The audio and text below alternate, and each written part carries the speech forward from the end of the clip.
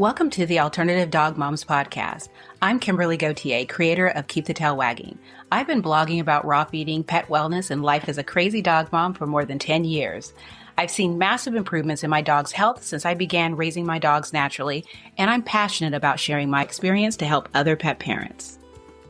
I'm Erin Scott from the Believe in Dog podcast. For more than 10 years, I've been researching and learning everything I can about healing cancer, allergies, autoimmune, and mystery illnesses in both my dogs and myself. And I can't wait to share with you everything I've learned in case it could help you too. As the Alternative Dog Moms, Kimberly and I are bringing you all the latest dog health news that we're following and the brilliant people we're meeting along the way. Now let's get started.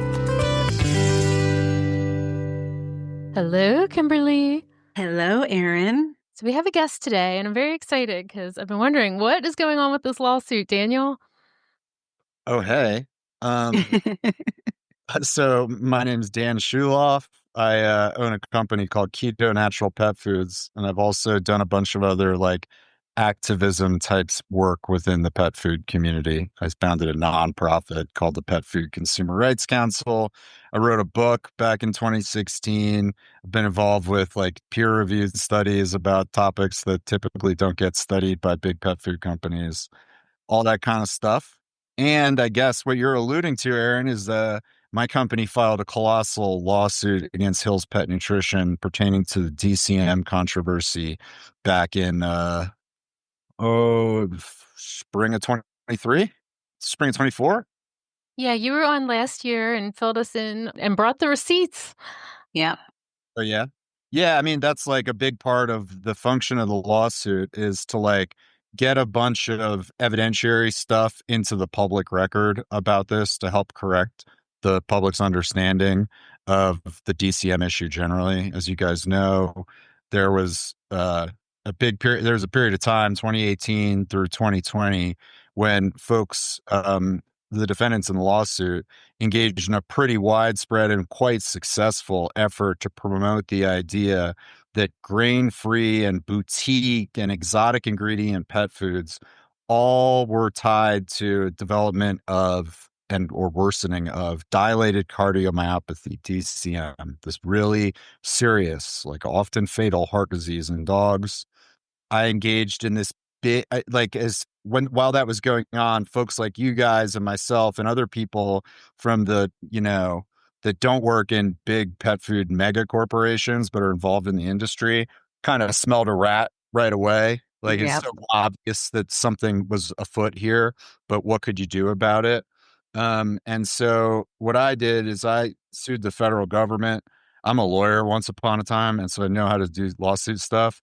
And so I filed a lawsuit against the federal government because the FDA was involved. I sued the FDA and I said, give me the whole file about the DCM investigation that you guys are conducting. And they said, oh, we don't have to. And then I won. And they said, okay, fine, we'll do it.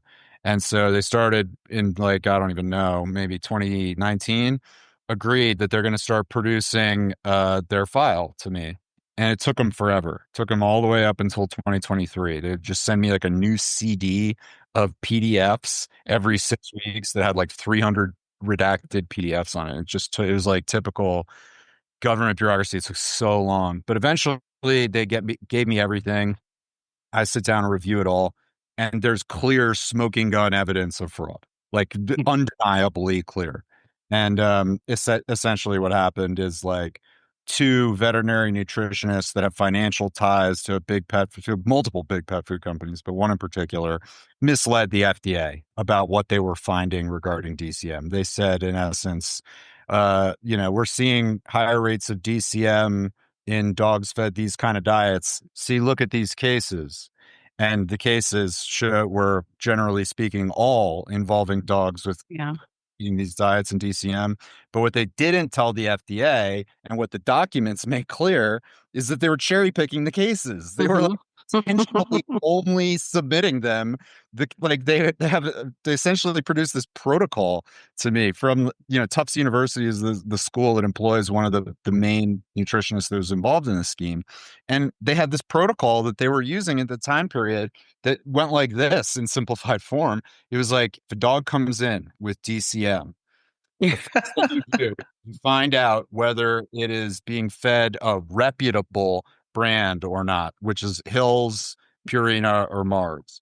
If it is being fed one of those diets, put it in this bucket and begin treatment. If it is not being fed those diets, first report the case to the FDA and then engage this treatment protocol involving switching the dog to the other diet. So literally the only thing the FDA was getting was they were already selecting for it. So it's like the very thing the FDA was like. So anyhow, that's obviously fraud. And I put together this big class action lawsuit that alleges that Hill's Pet Nutrition and this cluster of veterinarians and nonprofits all work together in a kind of coordinated scheme to mislead the FDA and to otherwise falsely promote the idea that BEG, boutique exotic ingredient or grain-free diets, cause DCM.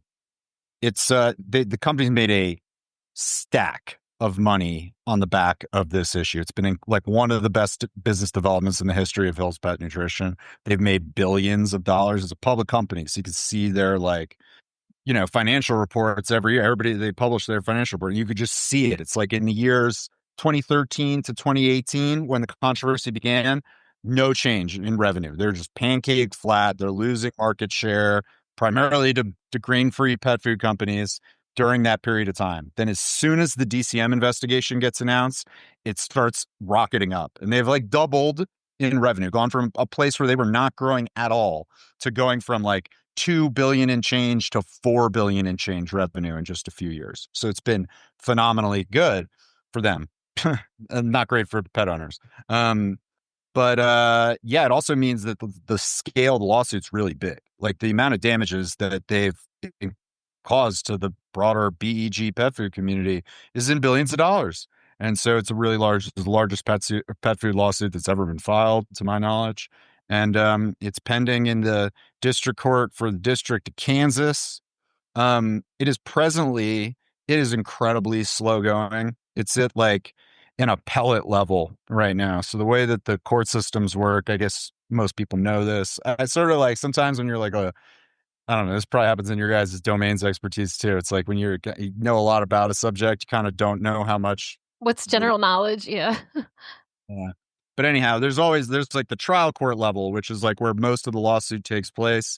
And then if you think somebody's made a mistake, you take it to the appellate court level. It's a totally different court, operates totally differently. And while things are pending at the appellate court, everything is stopped at the trial court. We got a early ruling that was like super misguided and bad for us. And so we appealed it back in January of this year, and it's been sitting at the appellate court level since then. It's like fully briefed is the like all the submissions that are going to come in from our side, all the submissions that are going to come in from the other side have all come in already. It's just the court sitting on all that stuff and writing out its opinion. And so have you had oral arguments yet? No, they don't do oral arguments as a matter of right. Sometimes the court will ask for it, and in this case, they have not yet. And then which circuit is this pending in? The 10th Circuit. So they operate out of Denver, Colorado. Okay. So, it encompasses the part of the country that's like kind of the grain, the grain world, which is where Hills is built, outside of Topeka, Kansas. And did you have any like amicus briefing on your behalf or on their behalf? Yeah. So you should explain. Don't you think that's one of those? That's outside general knowledge. You got to tell people what that is. So that's like if there are other broader organizations who support your argument, they can submit a brief. It's like a friend of the court type of brief, supporting one side or the other. So like I would be interested, like, is AFCO or somebody submitting a brief on behalf of Hills, or was there anybody else, submitting a brief on your behalf? So I actually don't know off the top of my head whether you can file amicus briefs with appellate level, circuit level courts. I know it's uncommon. I know that it's much more common and perhaps only allowed at the Supreme Court level. So there's one, like the people do know this, right? It's like there's 3 levels. There's a trial, the appellate courts, and then the Supreme Court. And the issue that we're fighting over at the appellate court level is a matter of like what's called a circuit split. Like it's something where the rule is one thing in one part of the country and the rule is something else in a different part. And so if we get it like once we get a ruling, one side or the other is probably going to try to get the Supreme Court to take it. And in that moment, there will definitely be amicus briefs, I would expect, but none have been filed in our case. Essentially the issue goes like, oh man, it might be too much to go into. It's like the trial court basically said like, well, until you could definitively prove that BEG diets don't cause DCM, then it's not false to say that they do. And that is exactly backwards, basically, under the prevailing circuit law. In reality, when it comes to matters of scientific claims, because science doesn't prove negatives, you can't, in any world, prove the non-existence of something. That's just not a thing that science can do. It can only prove things that it can show things it has found. And so no matter how many studies of DCM get conducted and show nothing, show no link, that doesn't prove that there is no link. It just means you haven't found one. You could potentially have just not found it yet. And so the rule is the opposite of what the court articulated. And so we explained all that to the appellate court. And so I'm pretty bullish that we're going to get the trial court ruling overturned. But do you know when you'll expect a ruling? Only in very, very wide parameters. Like it is, the court does not have a deadline. I have seen it. You probably too have seen it take, as little as 6 to 9 months and as longer than you want me to say out loud, years. Also is important to know is that like the process, the exercise the court is going through right now, the appellate court is going to be lengthy. Like the briefing is long in this case. You got hundreds of pages of writing that the court has to sit down, figure out the answer to, but then just as importantly, write out the answer to. Like what the court announces becomes law in this part of the country. And so for it to function appropriately, it's a long piece of writing that the court is putting together, something that could very well be hundreds of pages also. And so that kind of thing obviously takes a long period of time. They got a huge backlog of cases and it doesn't happen overnight. So no, I don't have a good answer for when we expect a ruling, with one notable exception. That was my cliffhanger. I don't know. You got now I got you, right? I got everybody listen. So something we were talking about right before we started recording is a pretty significant new development that's pertinent to the case, but also pertinent to the public's understanding of the DCM controversy generally, which is that a brand new study got published like 3 weeks ago. It's actually not even published yet. It's in what's called preprint, which is like when a journal makes something available online, but hasn't actually sent out the paper version of the publication that's going to appear in yet. And that's the status. And so like just happened. So this is the Journal of Animal Science, and I will make sure we have a link to what's available in the show notes for everyone. Yeah, and I will tell you that the Journal of Animal Science enjoys an excellent reputation in the world of, it's kind of, when it comes to folks who are doing like like companion animal nutritional science research, there's this weird like siloization of the communities. There's like, on the one hand, the PhD animal scientists, the people that are professors of animal science that work out problems using experiments at major universities.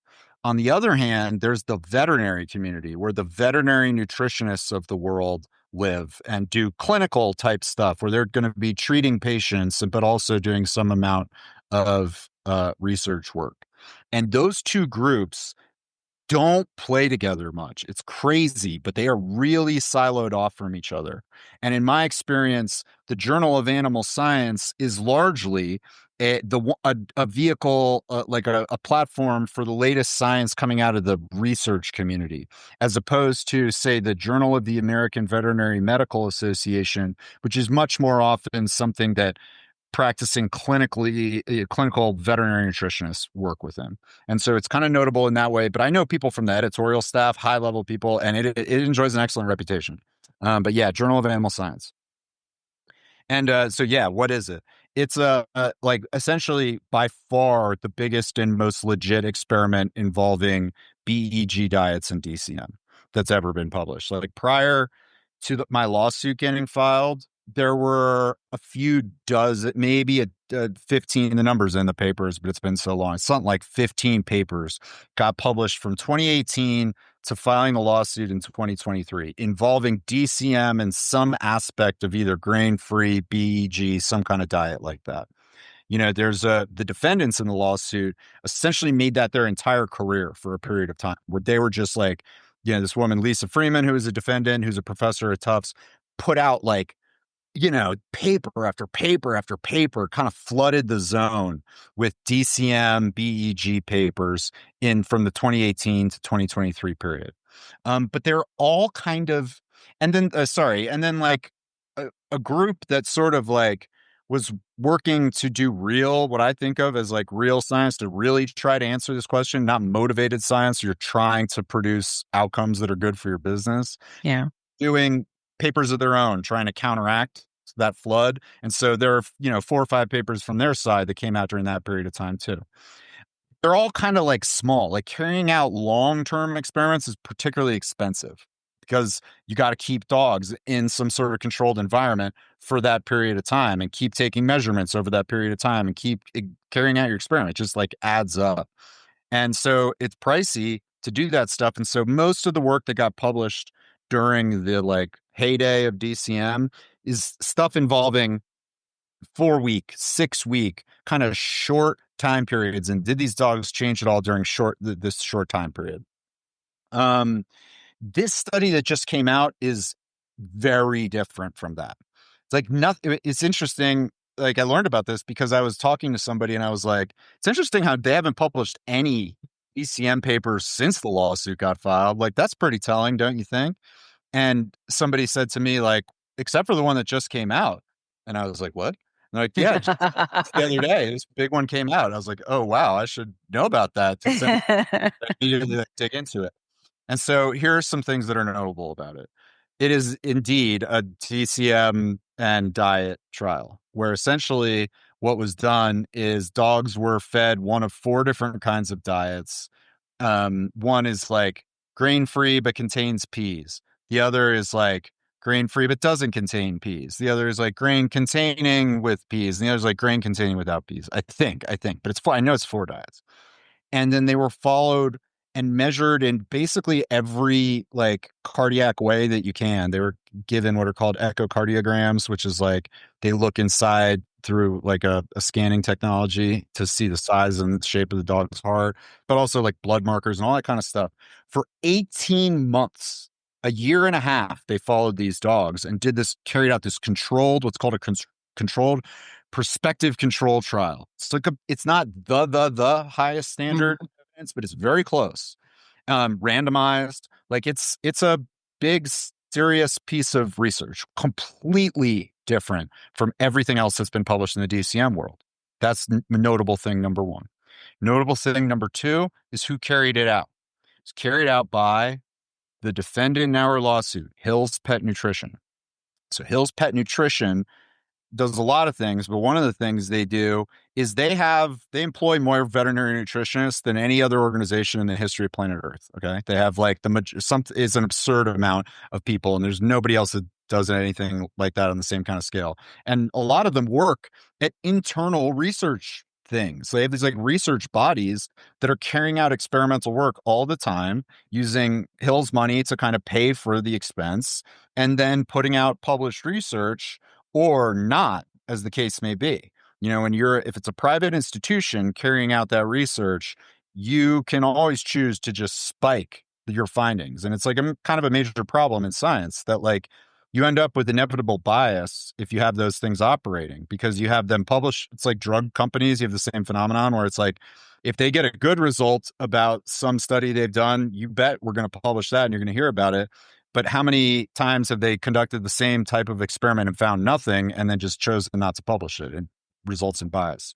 And it goes on in pet food as well. So this was carried out by Hill's people. It's interesting that it's the actual people who did the work are not the defendants in the lawsuit, not one of them, which is kind of weird. But it feels like they just moved on. Like they did what they were paid for and now they're off to whatever is, because what I remember most about that time was the fear mongering was I mean, I would love to have been involved in the meetings where they planned out like the Facebook group. Yeah. And, God because willing, as the litigation proceeds, we will get all that opportunity. yeah, I mean, it was astounding just how the coordinated effort of I'm pretty sure if this is possible, someone was able to, get like anytime someone mentioned DCM, like some type of notification, because they had people on your post. Yeah. Like, and these were people who are not, it wasn't like every now and then a veterinarian would pop in, but mostly it was just other dog lovers Yeah. Yeah. who had been swayed by the misinformation that was being shared. And they would say just random things. Or being paid to conduct this kind of thing. That too. I mean, it's like that is a way to do that as well. And it seemed like there was some kind of coordinated public relations, yes, like paid, agenda behind it. I mean, because I posted an article about DCM as I was actually a friend of mine who is in the medical industry, and he has a lot of experience with starting with cardiac health for humans. And since he has dogs, loves dogs, he's applied that and gotten extensive knowledge about cardiac health in dogs. And so when all of this started happening, he was like, this is not what they say it is. And he wrote an entire article for me. And he was like, here's what it is, Kimberly, and explained it to me. And I published it and I shared it. And I swear you could set a timer before and since they were dealing with raw feeding and not, the whole grain-free debate, they just started making stuff up about raw. And I also remember a lot of people started adding grains to the raw dog food they were feeding. Yeah. Or they quit feeding raw and went to companies really changed the operation of big businesses like big pet food brands. They started putting out ancient grains lines all of a sudden because it was like, oh, I want to deal with people's concerns. It was a huge, huge deal. Mm-hmm. Everyone it was covered extensively in the New York Times or the Washington Post. A big, big deal. Yeah. Let me get back if you don't mind. Please. Key study, because I haven't hit the important things yet. The two other things that about, so big, huge study of DCM, by far the most authoritative thing, carried out by Hill's Pet Nutrition. Okay. What did they find? Nothing. They found no link between diet and DCM. Echocardiograms, blood measurements, all that kind of stuff. Absolutely nothing. That's key point number one. Key point number two, this study wasn't carried out recently. This got published just the other day. It got carried out from December 2019 to August of 2021 when DCM was in the news, in its heyday. And they knew, the folks who were putting this together, which is to say people that are full-time employees of Hill's Pet Nutrition, knew that they had data sitting in their files that showed doesn't matter if you feed a dog a grain-free diet, it doesn't change DCM outcomes. And they had that since 2021.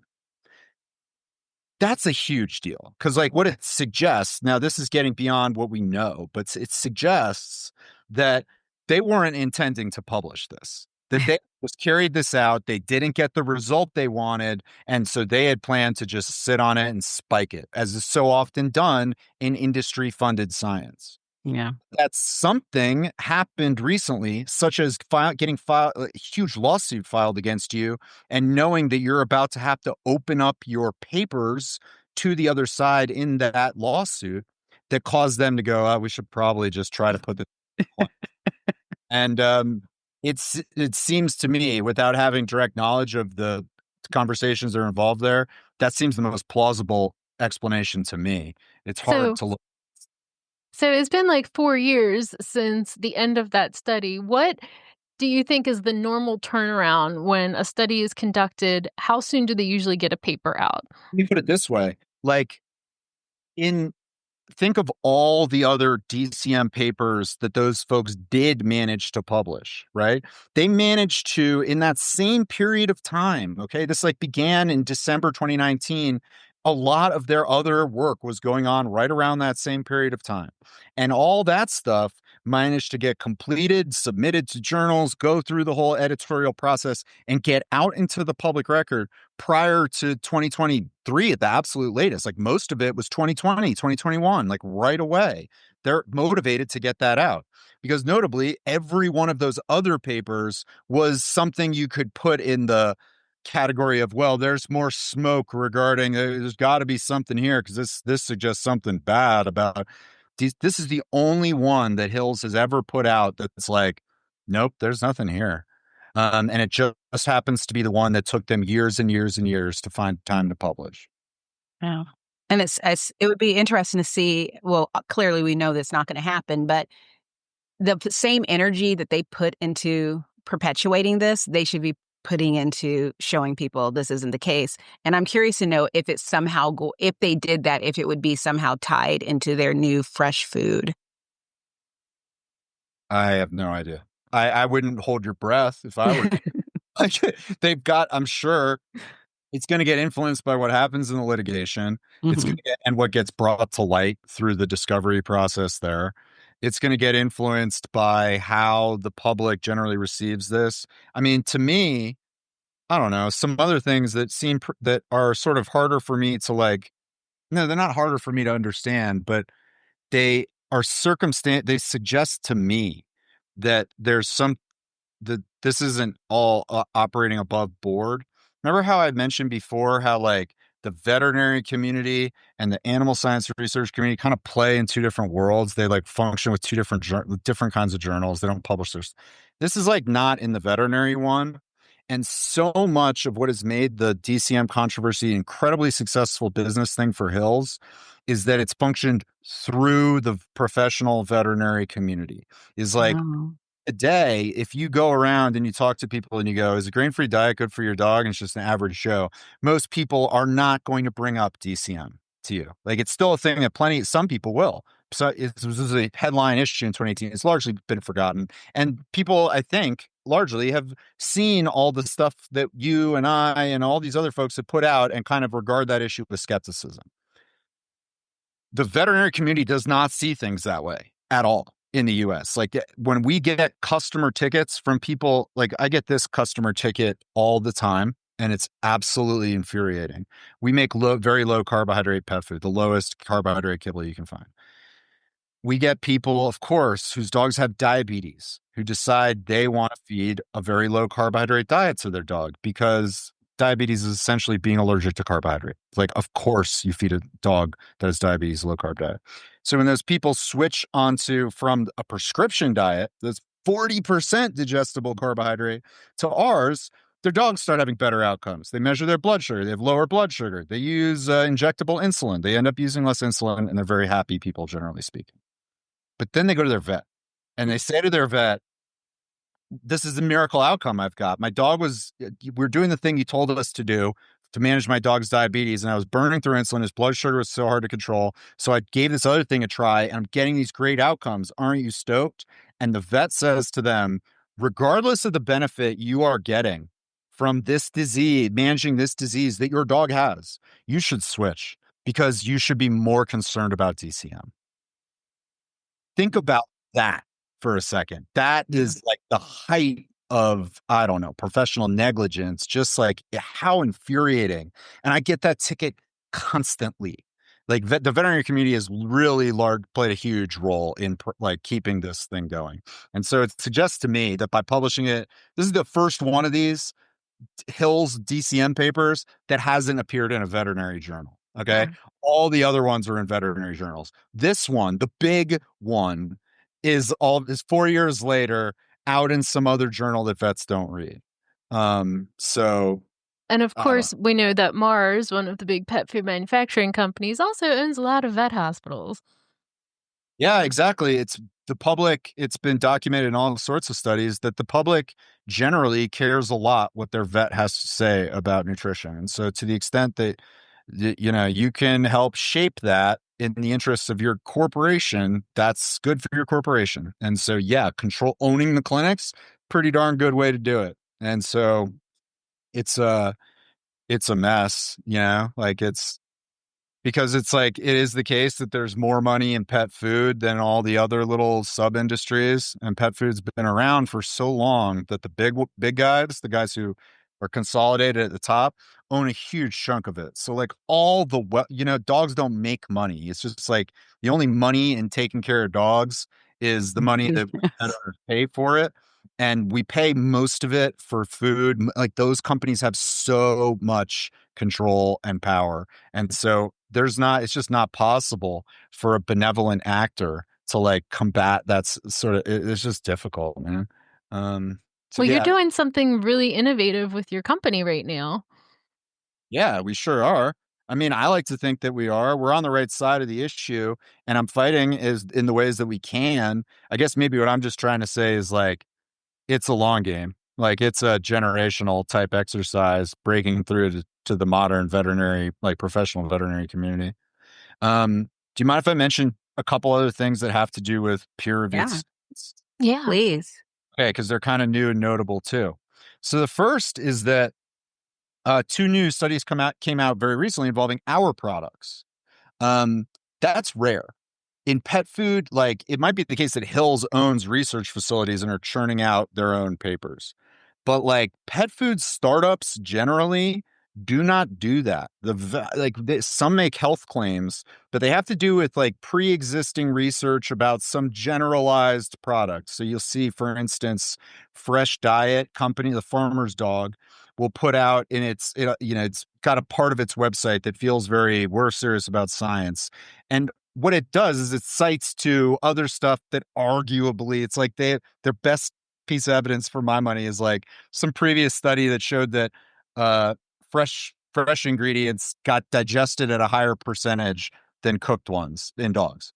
And it's like, I guess that's a good thing ish. Like, I mean, means more calories are going in and more like, I guess that's good. And then like, that's the extent of it. But like, that's a huge company. They're worth billions of dollars. They haven't carried out a single peer-reviewed study of their stuff. And that's generally speaking par for the course. It's like, unfortunately, the vast majority of better for you pet food, like we know that anybody that's listening to this show knows that like the Hills of the world is not good for your dog. But what's also unfortunately the case is like most other better for you brands are really just doing marketing stuff too. It's not really a substantively all that different product, not in a way that would show up in a study. And so they don't do the studies.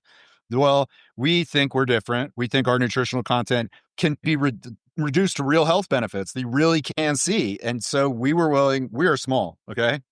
Like we are not a big company. And we paid $200,000, which is not money that we have. Okay. That's like 10th of our annual revenues to have the University of Guelph carry out experiments that we think these things and we're going to be able to show people that our stuff really is better. And so they went out and did it. Guelph is it's big, like biggest university in Toronto. Big, it's maybe not a household name to American folks, but it is to all Canadian folks. And it's just, they do all kinds of stuff. And so what they did, what we had them do is compare how dogs react in all variety of ways when fed our diet and Hill's Pet Nutrition Metabolic. Very good. Hill's Pet Wow. Nutrition Metabolic is the standard of care, the most popular diet in the country for dogs with diabetes and obesity. It's the vet you can only get it if your vet prescribes it. Okay. So it costs a lot of money. It feels like a special thing that only your vet can get you, and it's all special. It's 40% digestible carbohydrate. Okay. So like it might be lower in carbs than garden variety Hills, the science diet or whatever. Like it is probably, I'm not sure off the top of my head, but it's probably like it's marginally lower, 40 versus 45% or something like that. But like, is not good for a dog with diabetes. You could do a lot better. And so we felt confident that you measure blood sugar, metabolic rate, all that kind of stuff, all the metabolism stuff that really moves the needle in canine health. With our product in Hill's Metabolic, you're going to see something. And lo, you did. You can find these two studies. You can look for them both now. The name I would suggest for you to search if you're looking on PubMed is Anna Kate Shoveler, Shoveller, and type in something like protein carbohydrate dogs. She put out two papers, one about glucose. Guess what happens if you switch a dog from Hill's Metabolic to ketona? Blood sugar goes down. Drops by 60%. Wow. Wow. Okay. like I said earlier in this show, Hill's Pet Nutrition employs more veterinary nutritionists than any organization in the history of planet Earth. I am a bald guy in a baseball cap in a chair, and I made a widget that beats them by 60% over their prescription only diet. Wow. Yep. And I found the links on your website. This is There you go. Obviously we're stoked about the findings, and so this is fantastic. Thank you. The other one is on metabolic rate. Basically, you switch a dog from Hill's metabolic to ketona, they will burn more body fat. That is a natural consequence. Like, carbs make you fat. It's what I wrote a whole book about. And this is clear evidence of that. What happens when you take a carbohydrate out of a dog's diet is it burns more fat for energy. This clearly documents that happens on our product much more than on theirs. And they even burn more energy, period. That's largely thought to be the mechanism by which carbs make you fat, is you just kind of burn less energy. Feed dogs the same number of calories, but more carbohydrate, they'll get fat. And the reason it seems that they'll get fat is their metabolic rate is higher when you take the carbohydrate out of the diet. And that's exactly what was documented here. And isn't there like some sort of pharmaceutical company pushing a dog longevity drug that is basically doing what your food does? Yeah, I don't know the details, but I know that generally speaking, kind of like most of in the human pharmaceutical world, the progress that's been made, or like just the human like medical world that's been made around metabolic diseases like diabetes and obesity, is essentially all grounded in the theory that I spell out in the book, that like carbohydrates the root of the problem. In all these cases, they make you fat, they make your blood sugar go up. That's the issue. And Ozempic largely functions along, it's like Ozempic is a diabetes drug.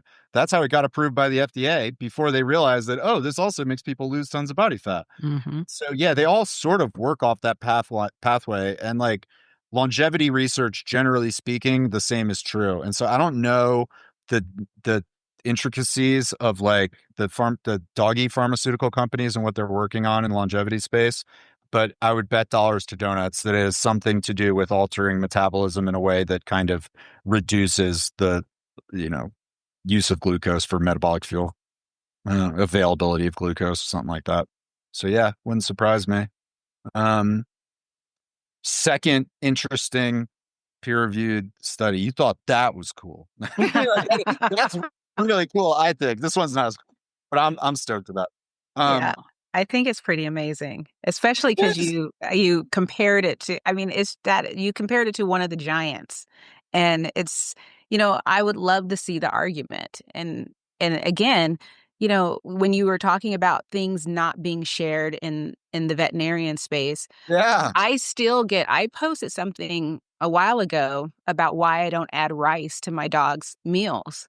And I got so many good luck when your dog gets DCM. It's too bad your dog's going to die from DCM. That was such an effective campaign. I know. And a few comments were by veterinarians where this isn't safe. You have to worry about.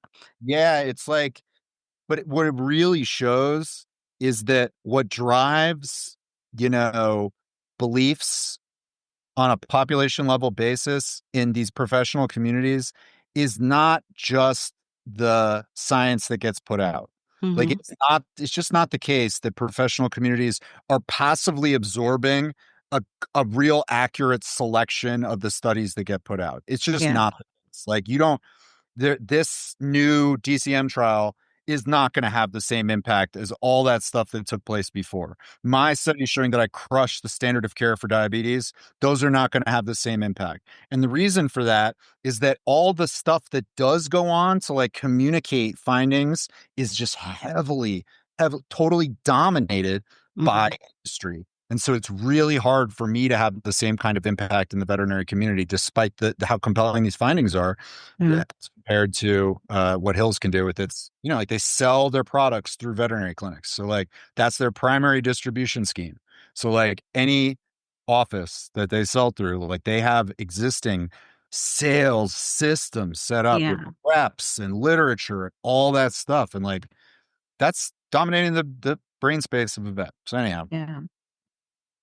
second interesting study thing is scientific is an experiment that I personally have played a big role in. So that work was largely like, we can't do this with our technical capabilities. We need to hire a university to do it. This one, I still have third parties that are doing a role, but it's essentially a survey of human beliefs.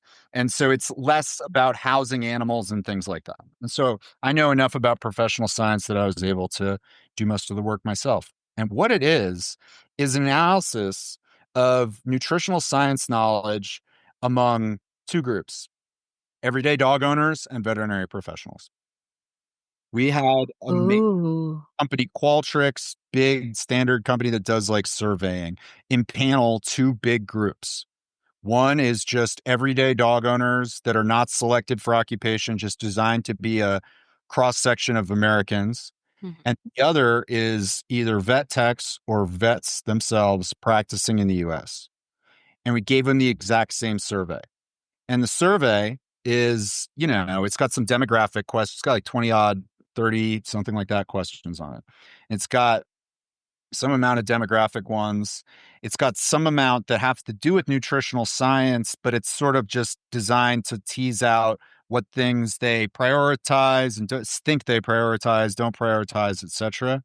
But the bulk of it is tight, verifiable true false questions about the nutritional science record. So it's not just like, are raw diets good for dogs? Agree or disagree? It's like, at least one study has been published finding a correlation between, like, it's that, I'm a former lawyer, and that's like, you learn how to be really tight in the questions you ask, because you need to do that in order to absolutely, without a shadow of a doubt, be able to say, this is the correct answer, this is not the correct answer. You get any loose in there at all, and it's not verifiable in that kind of way. But if you keep it really tight, you can make sure you ask questions that have a right and a wrong answer about clinical nutrition. And we have a whole method for determining that.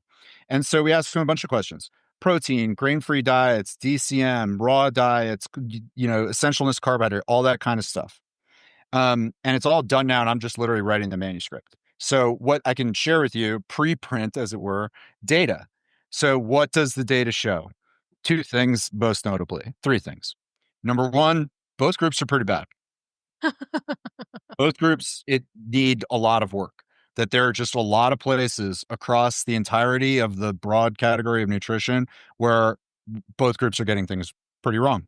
Where the majority of people think the wrong thing. They Mhm. false belief. That's not great. Second thing, though, is more juicy, which is that there are a bunch of categories where the lay dog owners outperform the veterinarians significantly, and there are zero categories in which the veterinarians outperform the dog owners. Oh, wow.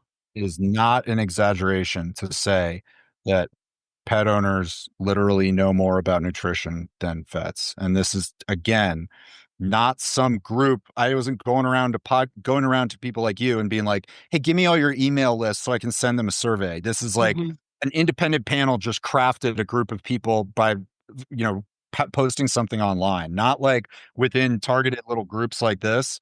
So it's not like we got some group of fancy, super like knowledgeable pet owners, but just average everyday folks know more than their vet about this We're stuff. going to have to dedicate an entire episode of going over that when it's released, because I cannot wait to get my hands on that.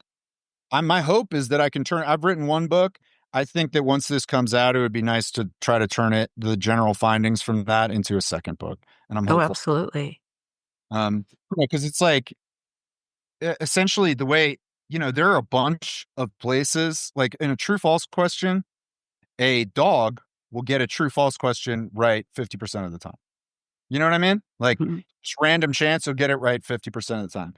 So like in a variety, and it's like specific types of domains. The domains you would expect are the ones that vets get wrong compared to everyday dog owners. The ones where it seems like there's been industry funded misinformation campaigns, like raw diets, DCM. Those are the places it really sticks out, where like vet knowledge and the scientific record don't line up. But it's like also worth noting, it's like not just the pet owners know more, but like in those domains, like you'd literally be better off letting your dog just choose. The dog literally knows more than the vet about, and that's the book on which the book is hung. We'll see. So yeah, it brings me no joy to report that, because like I know a lot of veterinarians. My very first investor is a veterinarian. I have a disproportionate number of like veterinarian friends by virtue of what I do for work, but like, and what my wife does for work. But, and like, as I kind of like the tone I took in my first book is just like, I have empathy for this community. You know what I mean? Like it is really hard.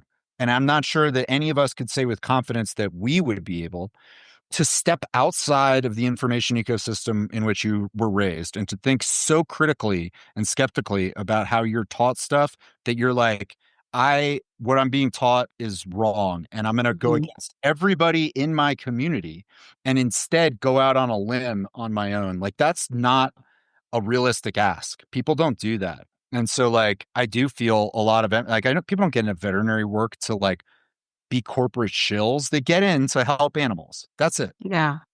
That's the only motivation. And like, it's hard, but it's also like, you see results like this and it does make me feel like there's some places you got to draw the line. Like, you guys got to start having some degree of reckoning with this problem. Like, going around having veterinarians that have it's not wrong to be unable to take yourself out of it. It's wrong to be not unable to look when somebody puts evidence in front of you and you just put your phone in your ear and refuse to acknowledge it. And I see so much of that on social media where, I mean, there are things out there that there's nothing you can say that's going to change my mind on a particular subject. It's like, that is the hill I'm going to die on. Yeah. But I just won't engage you in that topic. Yeah, me neither. And it's mostly personal stuff, like a TV show, whether or not it's the best show on earth or the worst show on earth. But when it comes to my profession, I don't get to say that, I'm an accountant by day. I don't get to say that I'm going to follow the accounting rules of 1982, and I don't care what happened afterwards. It just doesn't work that way. I know. Yeah, no, I know. And I guess my like gut level experience anecdotally is that like, I believe I tend to see that like veterinarians have a greater willingness to self-reflect on this kind of stuff. The folks that work as veterinary technicians, I typically find have less willingness to do that. That there's kind of like, there's one finding that emerges when you look at like the science around misinformation and how like false beliefs spread, is that like, people in professional communities are bad at changing their minds when it's been something from like, they're not as good as the average bear. They're worse at like knowing when they're wrong. And because vet tech is like, it is a professional identity, and it's kind of it's the kind of job that you don't, as a matter of qualifications in most states, all you need is a high school education, which is like, all good, but like, that doesn't mean you're a particularly well-educated person, frankly. And it's still something where you have a lot of, it's probably the best professional accomplishment of your life. You know what I mean? It's like, it's much more pro than any other kind of, lot of other jobs you can get with a high school education, pays better. You're doing more sophisticated stuff. You're taught like, this is sciencey. And so in my experience, that's like a harder place to admit people, or have people go, I have the humility to go, I'm wrong. They're just like, no, I am elevated. I am right. And I'm a little more bullish, but like with them, it's just like, you can't, if you're a vet, you also can't just be like, I'm going to get my information from the internet. Like, you can't do that too. You can't just, anytime a podcast host calls you up, be like, yes, I will spend 15 minutes listening to you guys, or anytime some idiot like me does it. You can't. That's not realistic either.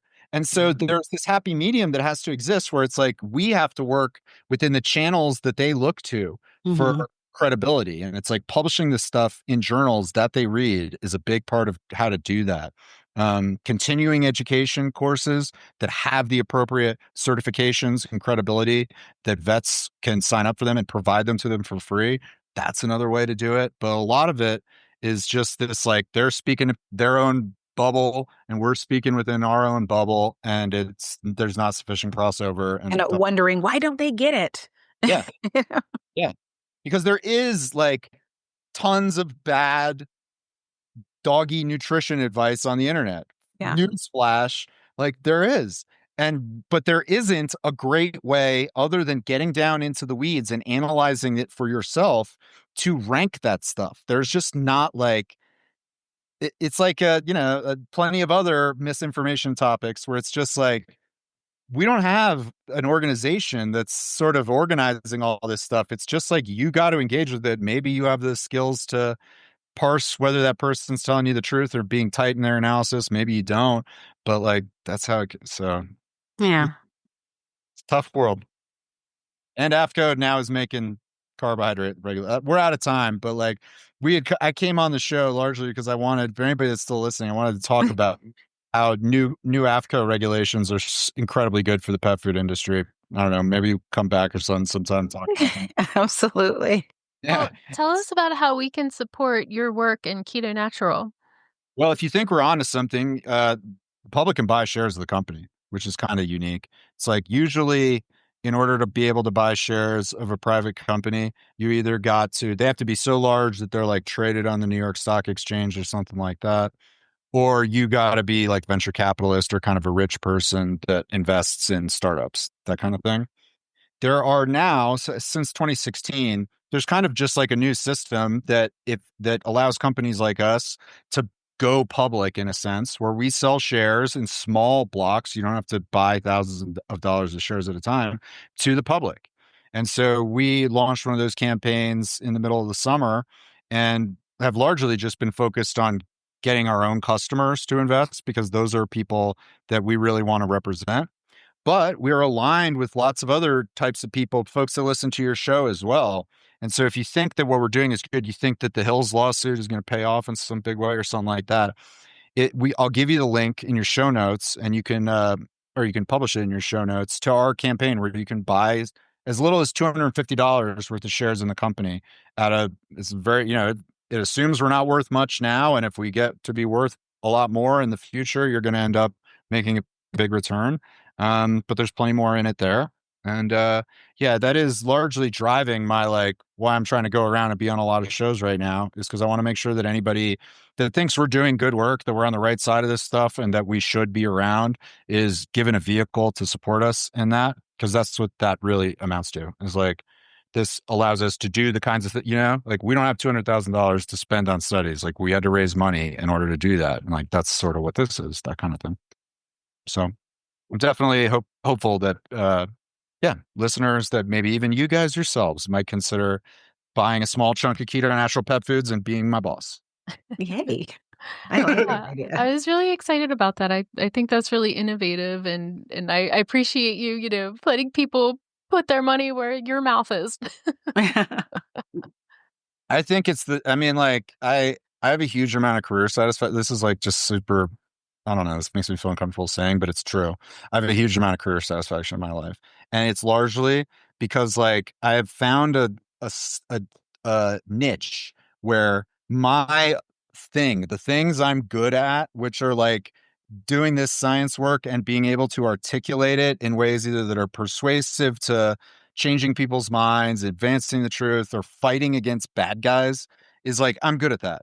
And we've got a domain where there can be a lot of good for the public by having somebody doing that. Because pet food is such a shit show, right? It's just so much, everything we've talked about, the disconnect between vets and everybody else, the tons of misinformation. It's just there's a lot of improvement to be made.